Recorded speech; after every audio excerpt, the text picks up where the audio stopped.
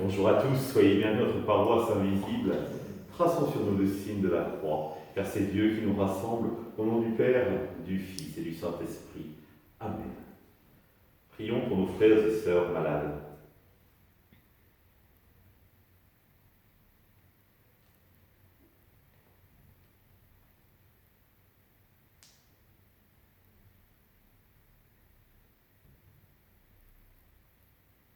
Prions pour les soignants et tous ceux qui œuvrent pour le bien commun.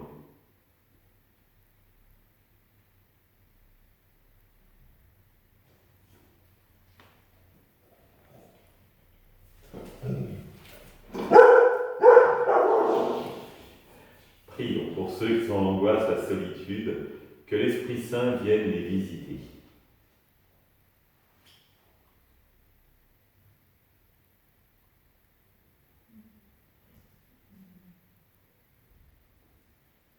Et pour manifester notre communion, je vais maintenant allumer cette bougie au cierge pascal.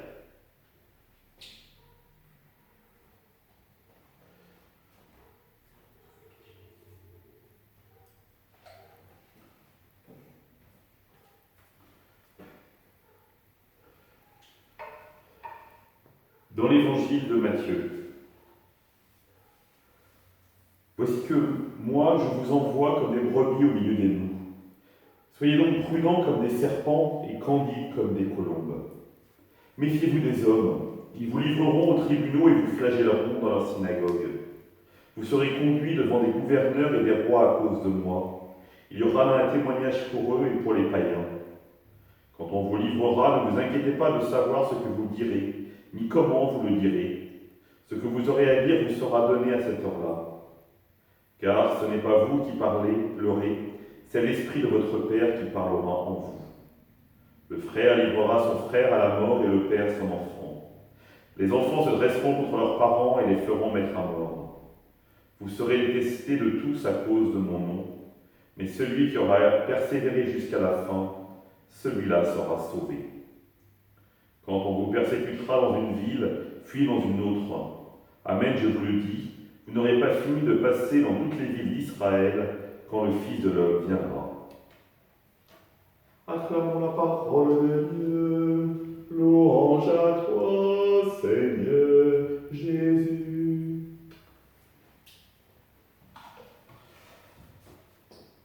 C'est pas très gai. Le message, être messager du Christ, vivre du Christ, finalement, on peut se dire, va nous mettre dans des situations qui vont nous paraître un peu complexes. Et il faut bien dire qu'il m'arrive de temps en temps de croiser des personnes qui me disent « Oh, moi, être chrétien, formidable, j'en vis tout le temps, et ça ne me pose jamais aucune difficulté. » Je me dis toujours « Tiens, c'est étonnant, c'est en contradiction avec la parole de Dieu et celle que nous venons d'entendre aujourd'hui. » Parce qu'effectivement, notre foi chrétienne nous met souvent en porte-à-faux devant notre société. Et il est parfois difficile finalement d'affirmer nos convictions, parce qu'on sait que ça va nous emmener sur un terrain mouvant, et on ne sait pas trop comment s'en sortir dans ces cas-là. Je pense aux lois de bioéthique qui ont été votées il y a 15 jours.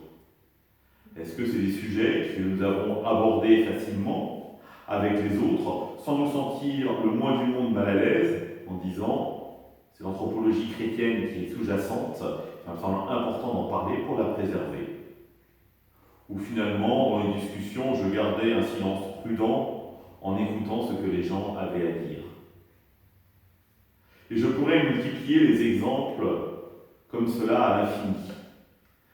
Nous avons toujours une réserve dans notre manière d'annoncer la foi, parce que nous doutons toujours de la manière dont nous allons être compris, dont nous allons être jugés. Et Jésus nous le dit bien, soyez prudents comme des serpents, mais candides comme des colombes. C'est-à-dire que nous avons à la fois à tenir cette exigence de vérité, finalement, voir toujours dans le monde l'action de Dieu au cœur du monde et nous émerveiller dans cette action, et donc être capable d'en parler de manière libre, et cette réserve finalement où nous disons il ne faut pas apparaître comme des bénis oui-oui, mais apparaître toujours en contradiction avec les autres est aussi rapidement fatigant et ne va pas nous conduire à la mort, mais peut-être à être ostracisé et donc mis à part dans certains groupes où finalement nous nous sentons bien. Et donc nous avons toujours cette tension interne en nous entre ce à quoi le Christ nous appelle, nous désirons de toutes nos forces, et les contingences de notre société dans laquelle nous vivons, où nous sommes souvent obligés de mettre un mouchoir sur notre foi.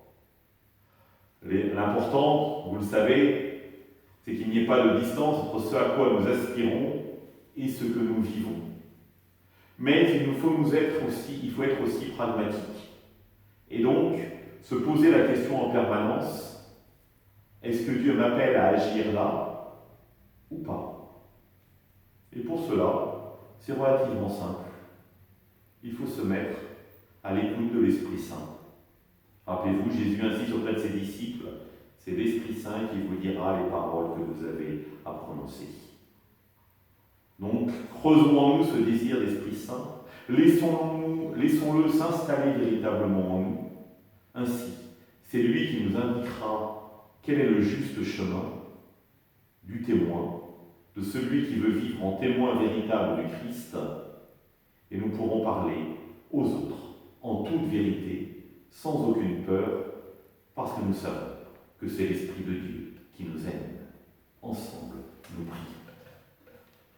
Notre Père, qui es aux cieux, que ton nom soit sanctifié, que ton règne vienne, que ta volonté soit faite sur la terre comme au ciel. Donne-nous aujourd'hui notre pain de ce jour. Pardonne-nous nos offenses, comme nous pardonnons aussi à ceux qui nous ont offensés. Ne nous laisse pas entrer en tentation, mais délivre-nous du mal. Amen.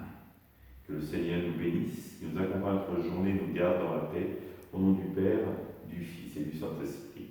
Amen. À demain.